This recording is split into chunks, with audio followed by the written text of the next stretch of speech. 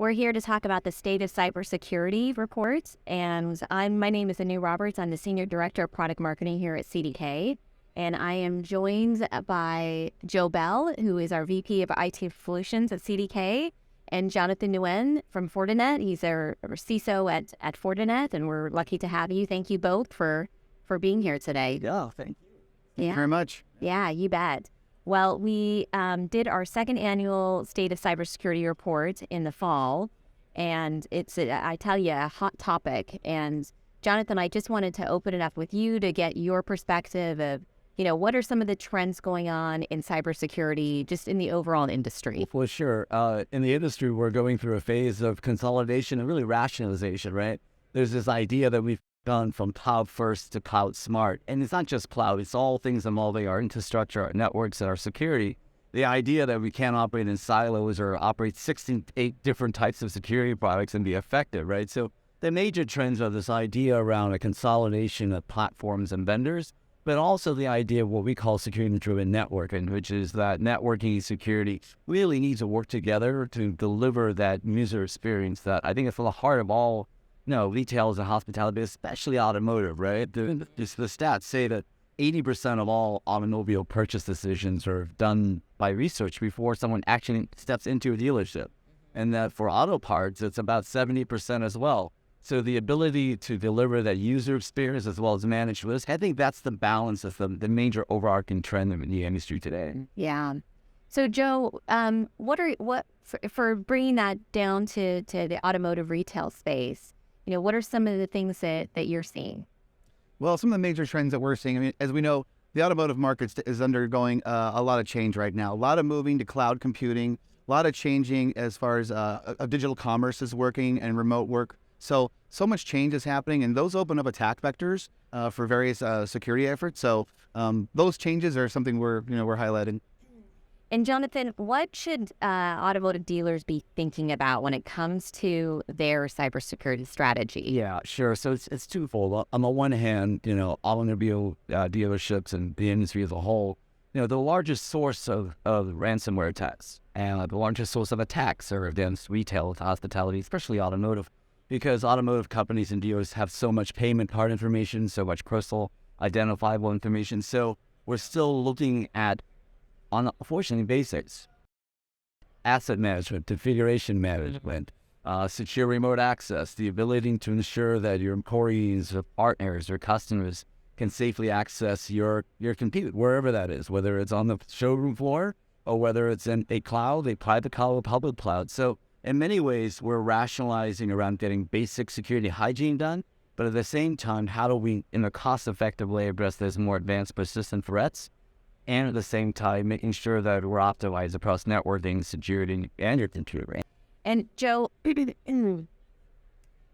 just looking at the landscape for, Jonathan mentioned that dealerships are, certainly a target. Why do you think that is? Yeah, well, everybody's a target out there right now. I mean, ransomware, all these attacks are up drastically across all industries. But dealerships are a target because there's PI information there that's very, very valuable, and they're high revenue businesses.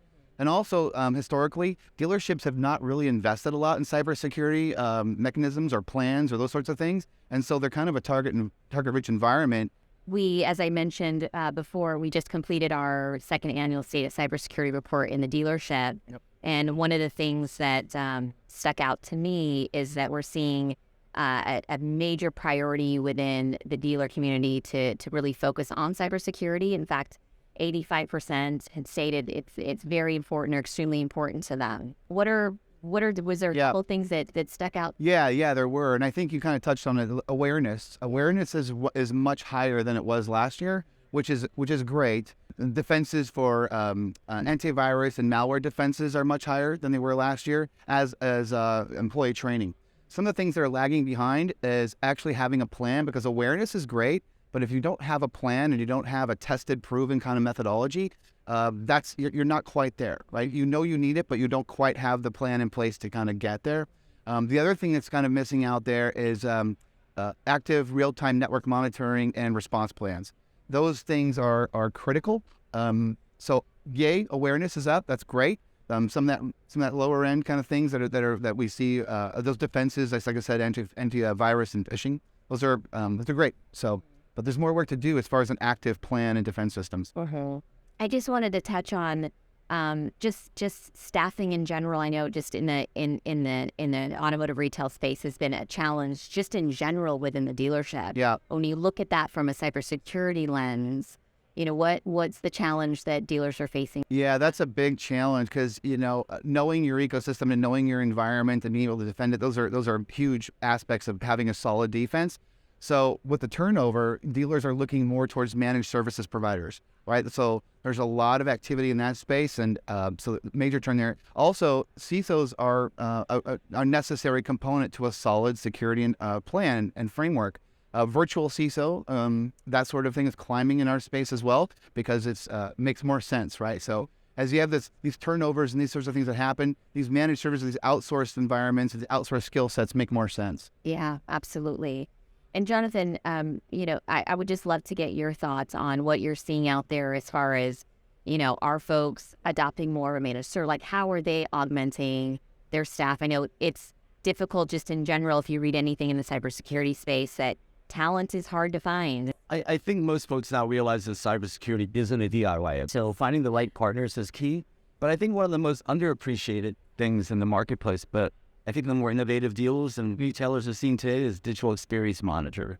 So if 80% of the purchase decision is done by research before ever showing up on PIM, the ability to ensure that any given moment your customers can access your applications, your advertising, that resource, the interaction with your brand is optimized, right? The ability to understand, was it an application issue in the compute, wherever the cloud may be? Is it a firewall issue, a security issue, or is it an SD-WAN issue? What you really want to ensure, not only in risk management and compliance, with at any given time, you are enabling your customers to interact with your brand. In fact, the object of the exercise in digital transformation is the ability to create new and better ways for customers to interact with your brand.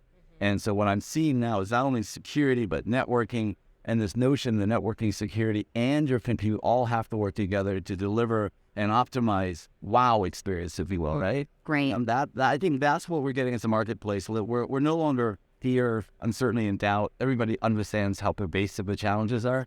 Now it's about how do we find an appropriate and reasonable method of securing the enterprise, but also creating these really great user experiences which lead to better business outcomes. Right. Yeah. Well, you touched on something that has been a big focus for dealers, which is being able to digitize that experience that you mentioned. The pandemic certainly helped push that further along, accelerate that.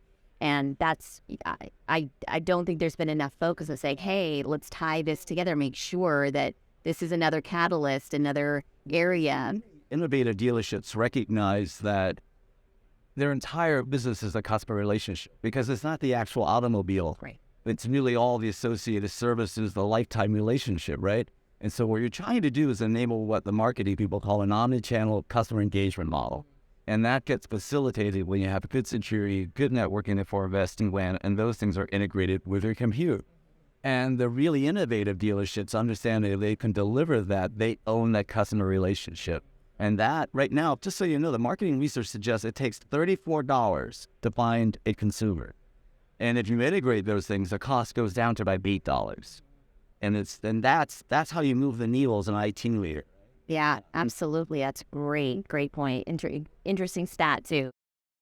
So, Joe, how can just having a more robust, we talked, about different points, a more robust and layered approach, with prevention and protection and response, how can that help dealers keep their data safe and frankly, their consumers' data safe?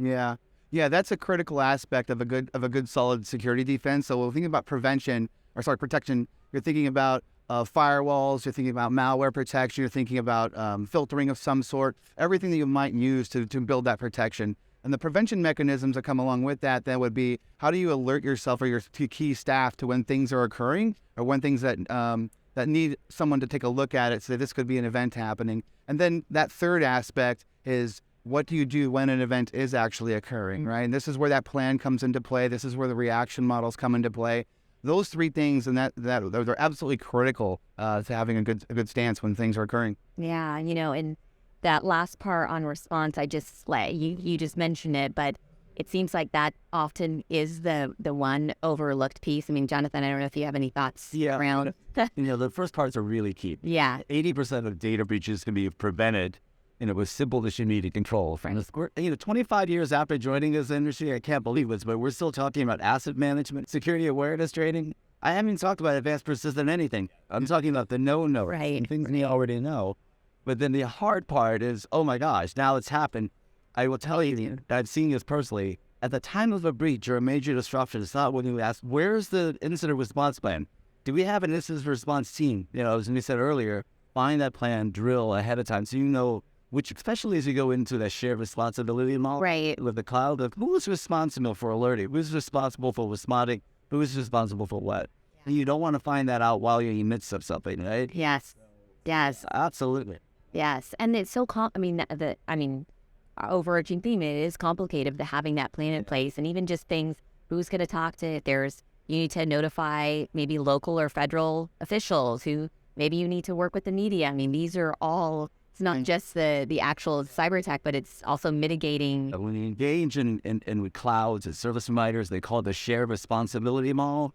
I will also note, it's not shared accountability. You will always be accountable, right? And it's kind of funny when the light goes on. It's like, well, I thought you were responsible. I am for this portion. So having that racing matrix is pretty helpful. And I think you touched on something too, Jonathan, that's really important, is actually running through almost like a war game scenario about when an attack happens. How do all these pieces fit together? Because having the plan is great and it's really critical, but actually the functioning aspects of it. So last years or so, we've been involved in a couple of breaches, and there were plans in some and there were not plans in others.